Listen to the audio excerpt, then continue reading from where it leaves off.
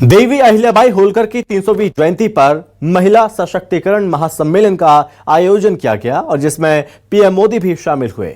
PM Modi ने मध्य प्रदेश को Indore metro समेत कई विकास कार्यों की सौगातें दी। सतना और दतिया हवाई अड्डे का भी लोकार्पण किया गया और साथ ही उन्होंने अहिल्याबाई होलकर की स्मृति में डाक टिकट और 300 रुपए का विशेष सिक्का जारी किया। मोदी का यह दौरा कैसे खास रहा, इस रिपोर्ट में आपको दिखाते हैं।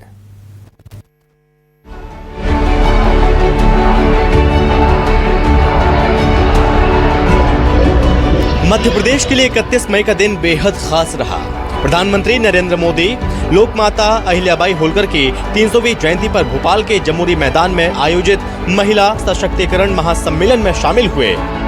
इस मौके पर पीएम मोदी ने प्रदेश को करोड़ों की सौगातें दी।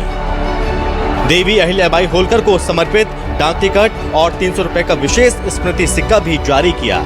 इस सिक्के में देवी अहिल्याबाई की छवि अंकित है।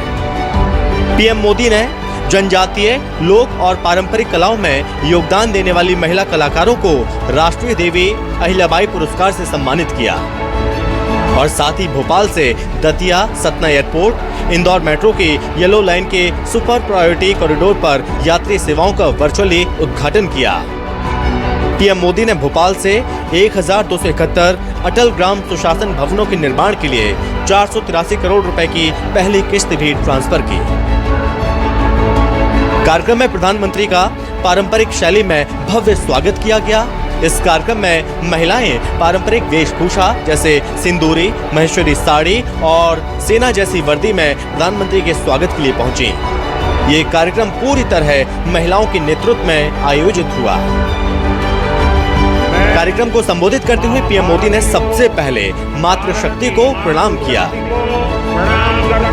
फिर उन्होंने कहा, आज का कार्यक्रम देवी अहिल्याबाई की सोच को आगे बढ़ाता है।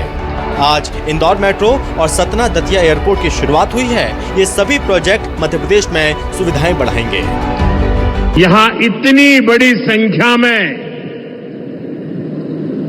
माताएं, बहनें, बेटियां हमें आशीर्वाद देने आई हैं। मैं आप सभी बहनों के दर्शन पाकर धन्य हो गया हूं। आज इंदौर मेट्रो की शुरुआत हुई है। दतिया और सतना भी अब हवाई सेवा से जुड़ गए हैं। ये सभी प्रोजेक्ट मध्य प्रदेश में सुविधाएं बढ़ाएंगे, विकास को गति देंगे और रोजगार के अनेक नए अवसर बनाएंगे। इसके बाद पीएम मोदी ने कहा, 11 सालों में महिलाओं को आर्थिक रूप से सशक्त बनाया है। 2014 से पहले 30 करोड़ महिलाएं ऐसी थीं जिनका बैंक अकाउंट नहीं था। इनका अकाउंट खुलवाया गया।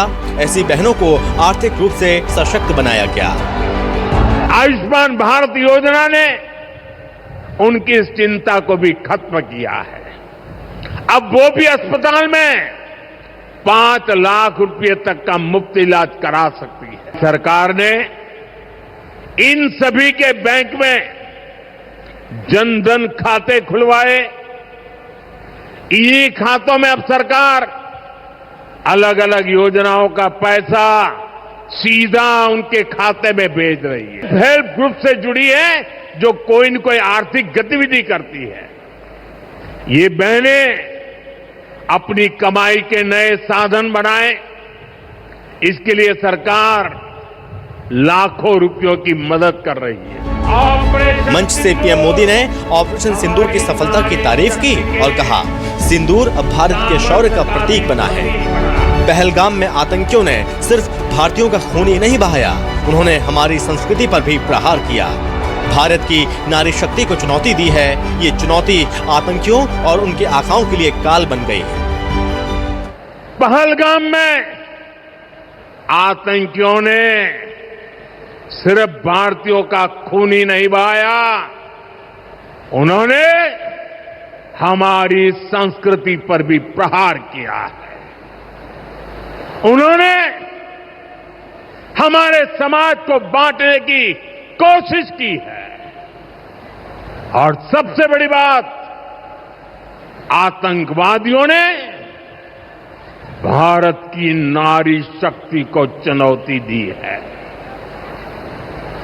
ये चुनौती आतंकवादियों और उनके आकाओं के लिए काल बन गई है, काल। वहीं जमुरी मैदान में लोकमाता देवी अहिल्याबाई महिला सशक्तिकरण महासम्मेलन कार्यक्रम को संबोधित करते हुए एमपी के मुख्यमंत्री मोहन यादव ने कहा कि प्रधानमंत्री मोदी आज जिस तरह शासन व्यवस्था चला रहे हैं, ऐसा लगता है कि देवी अहिल्याबाई के मार्ग पर ही पूरा शासन चल रहा है।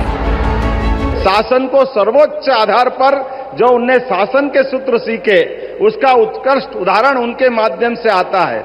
उनके ही जीवन में आदर्श धर्मात्मा, अपने जीवन में धन की कमी नहीं है, लेकिन शासन का धन और निजी धन दोनों का अंतर भी बताने का अगर प्रयास किसी ने किया है तो अहिल्या महारानी ने किया है।